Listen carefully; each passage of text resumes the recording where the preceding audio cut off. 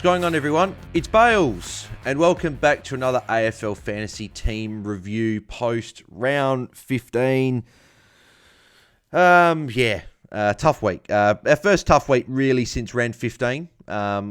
It's the worst week we've had since round 15, which is unfortunate. Came in a pretty tough round. Scored 1851.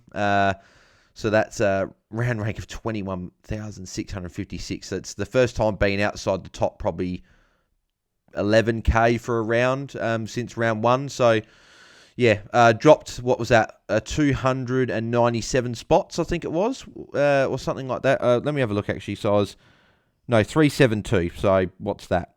287 spots we dropped. So nearly doubled our rank in a bad way. We were 201 points behind the top 100. Now we're 304 points. I lost 103 points this week, so that's a massive sort of blow. I guess it shows that was with the best 18. There is an ability to catch up that in a couple of weeks.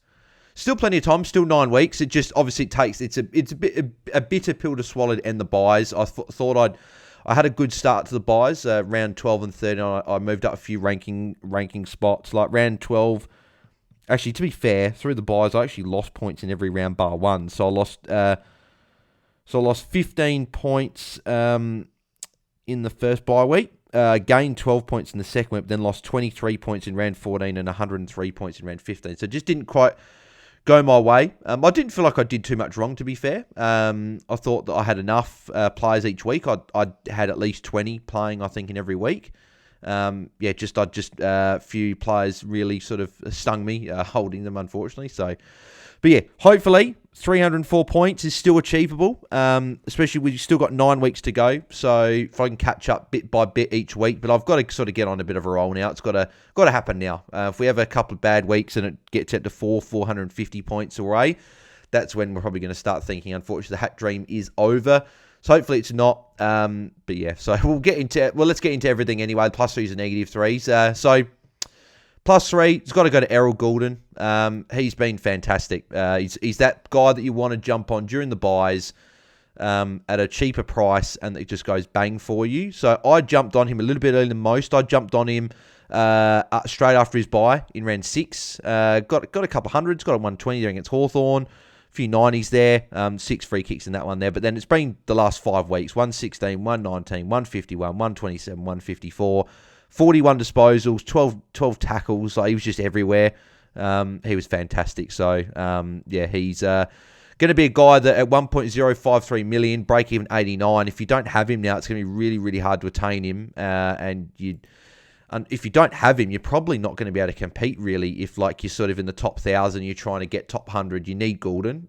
So at least I've got Goulden in a sense. So he was great. Just kicking myself, didn't put the VC on him, to be fair. Negative 3. This is the one that killed the most, and it's Clayton Oliver. The reason his score hurt so much was because the right thing to do was trade him at the bye. Like, if you look at his scores, it's not like there was really much to sort of hang your hat on. Like, he'd been playing mid-70s. He got 100 against Geelong. 99-94 was fine. Back-to-back 80s and a 67 to 26. 26. He had 1 point at halftime. 1 point. He had 1 point and a half of football. And then he scored 25 points in the next half, which is what you should be getting in a quarter. So yeah, that was a bitter pill to swallow. He dropped a lot in cash. It's sort of back-to-back weeks where I had Bonner, held him for the extra week because I wanted the extra score on field, and he dropped a considerable amount of cash. Clayton Oliver's now dropped a lot, which now means I can't actually do the trades I wanted to do this week, or that I would have done if I had the cash. So, which is unfortunate, but we got to, as Roy that says, we got to be the butt of mouse, got to keep going. So, but yeah, Clayton Oliver, that was just disgusting. He has to go. It's no ifs or buts. It's as simple as he has to go. So, there we go. But let's get stuck into all the other players. There's a few good performers here that I'm looking forward to speaking about. But if you are enjoying the content around here, make sure you do smash a big thumbs up on the video. That'd be very much appreciated. If we can get 100 likes on the video, that would be fantastic. That's the goal I'm going to set you guys. So just 100 people, just smash a like on the video. That'd be very much appreciated. So, and yeah, make sure you subscribe to the channel. At time of recording, we were 10 subscribers away from 2.5k. So there is a chance that by the time this video is released and whatever, we might have hit it already. So I would thank you. I'll thank you guys in advance for when we do hit that. We're only 10 away, so make sure you guys smash a subscribe on the channel. So yeah, let's get stuck in. So Luke Ryan, bit of a concern. It's now back-to-back weeks. He's gone 70 and 68. I'm still fine with the trade. Like I did the right thing. It worked. I got a 126, 144, 142, the first 3 weeks I got him. So that's essentially cancelled out these bad scores. It's now that back-to-back weeks now, Freo haven't chipped around as much. And I saw 5 or 6 times in that game against Gold Coast where they could have chipped it back to Luke Ryan and then he could have kicked it. But instead they went for the longer switch or they kicked it down the line. So that's a bit of a concern moving forward that's now 2 weeks in a row that's happened. I'm holding on to hope the fact that he's got Sydney this week, tough matchup, Clark gets tagged. Maybe that means he's more relied upon. Then he's got Richmond, Hawthorn, Melbourne and West Coast in the next 4 weeks. So I still think he'll be fine, but there is that concern that maybe this was just a purple patch and he might be just a 90 guy and he might not be that 105 that maybe I thought he might, or 110 guy I might have thought he could have been. So yeah, disappointing from him. Hopefully he can respond with a better score this week. Nick Martin, 93, was solid. It was against West Coast. He was playing forward pretty much all game. He's a bit like Shizu and Dacos where he can just score wherever he goes. But I guess the concern is that a few other defenders have got better roles and they could have high ceilings. I think Nick Martinson's going to be capped in this role. I think his ceiling's probably that 110 to 115, maybe 120 range. Whereas, and I know that he got what did he get? Like a 120 against Carlton the week before. But he did play at half-back for the first half. Yeah, well, first bit, 2.5 quarters. Yeah, 120. I think he's probably capped at that in this role. So there's an argument that you could move to a defender that's got a higher score. But that's luxury. I'm not worried too much just yet. We need to see a few more weeks first. And he's still been solid. So it might be just a luxury trade in a month's time when we've got all our rookies mid-price and we're luxury trading. Maybe we go and Nick Martin to someone. But just something to note moving forward. Hayden Young was really good today, 104, kicked 3 goals as well, which was great. 104, obviously not a great score, but Gold Coast have been a typically hard midfielder scoring all year. Lockie Whitfield, 108, very, very impressed with him. He's probably unlucky not to get the +3 because he got that got there with a James Jordan tag, so that was really solid. Got plenty of the ball, took the kick-ins, which we know that Whitfield does anyway. The thing that's impressed me, though, is his tackling. Like, I know he only got 4 tackles on the weekend, but I feel like he tackled more than that, and he got 9 the week before. He even got 3 against Hawthorn, so he's tackling and adding just a bonus sort of 12 to 20 points or so a game at the moment, which is really good, and that can boost these hundreds he's been getting to 110s, 120s. So he's got Carlton in round 17. That could be a Chincotta tag, but most of those other games are pretty decent or whatever. So he's got a good run. So I'm looking forward to hopefully seeing Whitfield put up some good scores. He's now back up to 870k. So if you jumped on him a few weeks ago, you'd be very, very happy with what he's been able to do for you. Zach Fisher, 88. A bit concerning at halftime, only 31, but had a good second half and got to 88. So 57 points there. Very nice in the second half. Alex Sexton, a bit quieter today. Seemed like the Gold Coast players didn't score a huge amount. Like Flanders did okay, same with Powell, but just a watch with Sexton. Maybe he could be a guy we move on at some point. He's at a decent enough price, though, that it's not going to take too much of a jump to get to a forward that we want. Just a bit of a watch for the next few weeks. Obviously, Sean Maker on Byron Reid, obviously not playing. Goulden, we spoke about before. He was massive. Very good game from him. Heaney, 86. I believe that's his first score under 90 all season. Yeah, so and it's his first score under the ton since round 8. And funny enough, he's scored under that against the Giants last time, and then against Hawthorn. But besides those 3 games, he's been good. There's no worries with him. They just didn't need him in this game. Obviously Goulden got it done. Warren did pretty well as well, and they didn't. And Grundy was doing well, so they didn't need Heaney as much. And I'm sure that he'll bounce back with a 100+ score probably this week. So Caleb Sarong, 95. He's been down. Obviously last 2 weeks, 2 scores now under 100, but in back-to-back games. Dogs and Gold Coast aren't really the easiest teams to go up against. Sydney this week, Rowbottom could go to him there. He did score 807, but he was on like 80 at halftime in that game, so there's a chance that he bounces back with a big score here. His marks and tackles have been down. He still hasn't taken over 6 marks in a game this season. He's never been... actually took 8 against Richmond. Sorry, my apologies. He did take more. But he hasn't been a huge marker. His tackling numbers have been okay, but he's just been a high possession guy. He's just a low hundreds guy at the moment. So I'm hoping that he can start adding some tackles with getting a bit wetter and the game hopefully slowing down to get these midfielder scores up. So no issues with Sarong. He's just dropped a little bit the last couple of weeks there. Who have we got next? Zach Merritt, 111. Very, very happy with that, actually. As captain, I was a bit nervous seeing Jinby running with him for pretty much all the day. And I thought, crap, here we go. Quarter time, 16 points. Had a massive second quarter with 43. Quiet quarter with 12 points in the third. Then had a big last quarter with 40 points. So, tale of 2 quarters, really, for him. He had 2 good quarters, 2 bad quarters. So, 111, I'll definitely take it as captain, considering that the other guy I was looking at was Flanders, who also got a 111, so I didn't actually lose anything out there. Clayton Oliver, 26, we mentioned him before. He's got to go. Tom Green, really, really good to see him bounce back. I've been waiting for this performance for a while. I've probably been a bit more on Tom Green than what the majority have been. I guess that people have still said he's a solid target, but people have been off because of the sub-hundreds. But if we look at it here, injured in round 8, round 9, he was a high-scoring mid on the ground and played very low game time. Scored an 83 against the Dogs in another low-scoring game in the wet as well. 91 against Geelong, got tagged by Blitzarves. Round 13, got tagged by Nash for a 77. Round 14 against Port, got tagged by Drew for a half, and then second half he did well.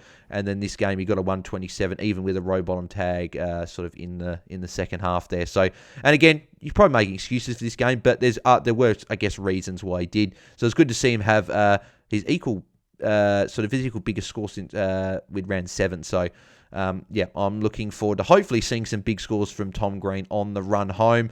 Good price, low break even. He's a guy that will be heavily targeted, I'm sure, this week. Jai Clark, 61. I didn't realise how important that was going to be, so shout out to him for getting to a 60. That was pretty nice. I didn't think I'd need him. I thought he was going to be a guy that wasn't going to count for me, but he ended up counting. And he did that from a low game time again, 66%. I don't know why Geelong don't give him a little bit more game time. He's been decent last couple of weeks. Got a 61 against Sydney. I know 37 points of that came in one quarter, but from only 58% game time and then only 61 from 66%. So, yeah, I just wanted to see him get a bit more opportunity, get a few extra tackles, because he was a tackle machine in that game we saw last year, but hasn't really shown those exact numbers this year, but hopefully he can put up... He's still making cash, which is good. He's going to be important to downgrade at some point, potentially as early as this week if I move off him. McAuliffe, Bont, Dawson all on bye, but I'm going to be so happy to get those two back into the lineup this week. Gawn, 98. He was down from what his normal performances have been. It was a bit like a full-on ruck tag from Cherry, being a bit of a pest, not letting Gawn out of his sights, which was frustrating. Didn't get the marks. He only had the 3, only the 1. He's not been a huge tackler anyway. 30 hits is solid. 18 disposals. He has had a very, very good season. Still cleared the number 1 averaging player in the game. I'm not too worried. I'm sure he'll bounce back. He's got Brisbane Friday night this week here, and I think he went very well against Brisbane in the last game, actually. You get a 148 or 149 or something against Brisbane. Yeah, 149. And we have actually seen a couple of times that Gawn's been poor. 87 against Sydney in opening round. Then round 1, 137 against the Dogs. Then he got the 92 wasn't actually a poor performance, just a wet game there. But then 86 he was poor against West Coast, bounced back to the 152. So he wasn't huge, could bounce back in a big way this week against Brisbane. So could be a VC shout there. Good to get Marshall back in the side this week as well. Barnett obviously didn't play. Flanders 111 was solid. Just get the job done again. He's just a really safe captain option, I think. He's only gone below the 100 once since he's been at half back. A lot of those scores have been over 110. I think he's only had, the 1, 2, 3 scores since round 4 that have been under 110, and they've all been decent. So he's just a guy that I think we can... if you need a guy to put captain, he's just safe. He's got Collingwood, good matchup there. Could be another really decent shout for a VC or captain this week. Zorko, 94 against Port in a tough matchup. That's fine. I'll take that. 94 against Port is a decent score there. So he's got Melbourne this week, which has been a good matchup for defenders. Then Adelaide and West Coast. So 3 decent matchups to come. And then he also finishes off with the Saints there, Collingwood there as well. So Zorko's fine, going along quite nicely. Caldwell, he was one again. He was probably next for +3 if I didn't give it to Goulden. It was really nice to bring him in on debut and season high score as well. Actually, first score over 120 for the season. It's always nice to bring in a player and set their high score for the season. His highest tackles for the season as well. Got marks, got a lot of the ball. He was just really good. Did he give away 5 free kicks? Holy crap! He gave away 5 free kicks today. I didn't actually realise that. I thought he only gave a couple, but he gave 5. That could have been a 140. So that was really, really impressive from him. He's got a really nice run coming up for the next 5 weeks with Geelong, Collingwood, Melbourne, Adelaide, St Kilda. So for me, he's a top 6 forward. I don't think there's too much about it. And Tom on the podcast last night was saying that he reckons he could even beat F4, which is a pretty good shout as well. If Fisher's not going to put up big scores with McKercher back, and if Sexton's not going to be much in the mix as much anymore with Power back, so I have to see.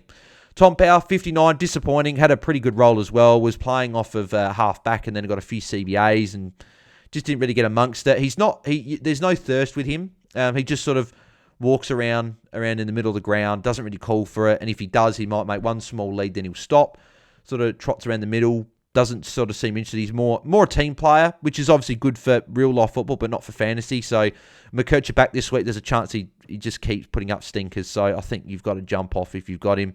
Toby Green was solid in a loss, 83 there against Sydney. He's got the Crows this week. Crows are a rabble, so I expect Green to have a field day and maybe kick it back. This could be, we haven't actually seen, I don't think we've seen a Toby Green bag this year. I think that he's been pretty light on in terms of goals. Like, he kicked 4 behinds in round 1. 5 goals, 1 against, Gold Coast, he had a good game there. 3 goals against the Dogs, 2 goals 2, 1 goal 1, 1 goal 5, 1 goal 2. So he's been getting a lot of shots in the last month. It's just been the inaccuracy. So he's not hardly coming off the ground as well. Like, all year he's been a guy that plays high time on ground. So I think that he could put up some good scores. He's got a few good matchups to come. He's certainly not the biggest issue in my team at the moment. Hopefully he can just keep putting up some 80s and 90s for me and just be a solid enough F6 until I can potentially move him on.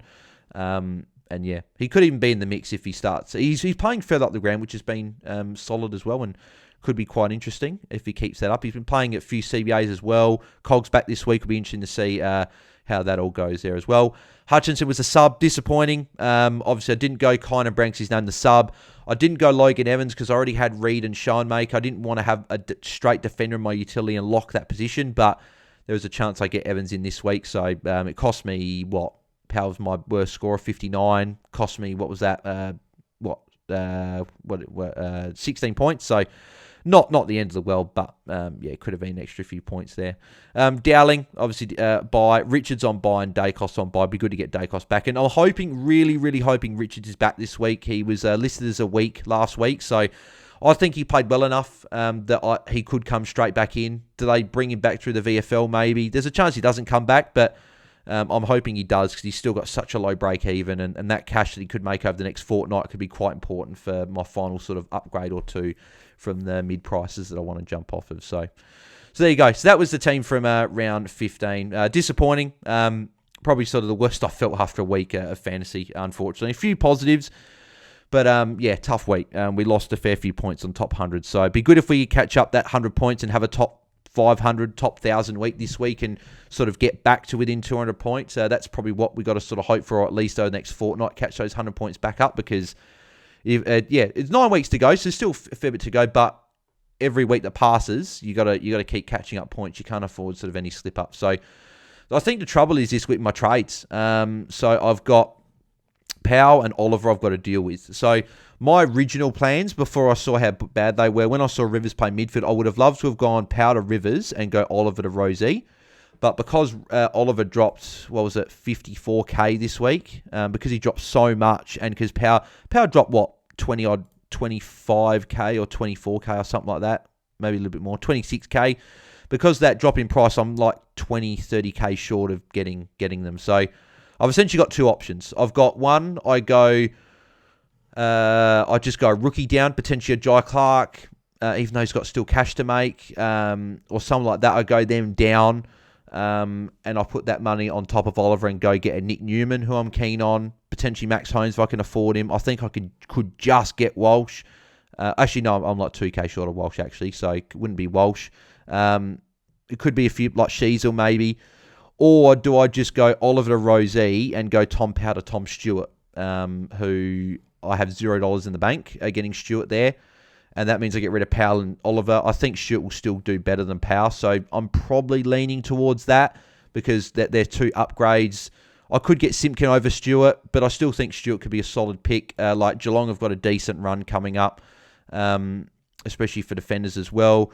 So they've got the Bombers. That's the thing I'm a bit worried about. Guelphy could go to Stewart in this game. Then they've got Hawthorn, Collingwood, Dogs, North Melbourne, Adelaide, Freo, St Kilda, like West Coast. They've got a very good run for the rest of the year. It's like Stewart hasn't. I don't think Stewart's actually gone very well for a while. So actually, let me just quickly check Stewart. Then that'll probably wrap up the video. So Tom Stewart obviously dropped 206k. He's just been very much an 80s guy this year. Didn't play a high time on ground last week. That could have been a better score there. Did get tagged by Chincon and still got it 83. So there's probably a bit of a hope there that he can still get a solid score, even if he's getting tagged. The Bombers there. Did they play the Bombers there in the year? No, they didn't. So, yeah, so interesting. He hasn't scored 100 since round 3. I'm more just looking at the run afterwards and thinking maybe I could capitalise just on getting a cheap player, maybe as a placeholder for a fortnight. So I don't feel great about it, but at the end of the day, with Bonner going down so much, Oliver in the last 2 weeks, I've sort of got to try and do what I can because Oliver and Powell have got to go. Oliver's the number one priority. It's just, do I trade Powell or do I, even if I keep Powell, I can loop one of Showmaker or Evans. I can loop a Jai Clark or even go Tom Powell in the midfield and loop one of the forward guys if Richards is back or Dowling and loop 4 players. That's one thing I could do, but maybe it's better just to get Stewart in and you can loop the rookies and maybe pivot during the round if you want. So, but that's what I'm looking at. So there we go. But yeah, let me know in the comments below how you guys went in round 15. Let me know your +3s, your -3s, and your overall rank and round rank. I hope you guys did better than what I did. Not a great week for me, but hopefully you can bounce back from it. But yeah, if you did enjoy the video, make sure you smash a like on the video. 100 likes is the goal. Hopefully we can hit that milestone. Subscribe to the channel if you haven't already. Hopefully we hit 2.5k. Even before the Q&A would be nice on Tuesday. So if we can get 10 subscribers before then, it'd be fantastic.